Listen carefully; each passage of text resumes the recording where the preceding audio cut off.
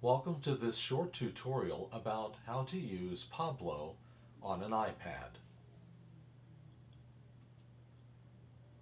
iPads handle the media, such as photo, video, or sound files, a bit differently than laptops and desktops do.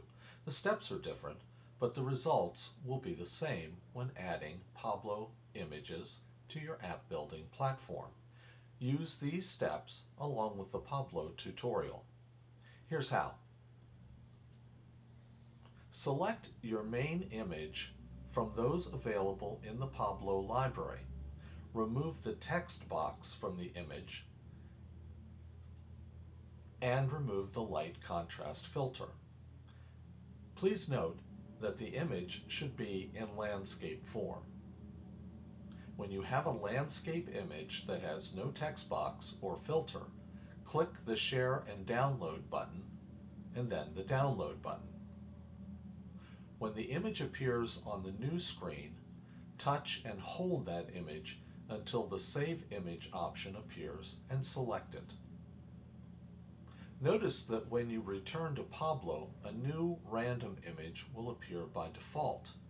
Bring back your selected image by clicking the Upload Image button in the lower left. Now you can change the image just as you would normally. This is where you want to refer to the general Pablo tutorial to create a splash screen for the tablet. Delete the text box, change the filter to none, and add and adjust your logo. Download the image using the Share and Download button, then download as normal. Save the image like you did before. This time it will be uploaded as your tablet splash screen. Make sure you select Splash Screen and Tablet before clicking the plus sign to add the image for your splash screen for the tablet.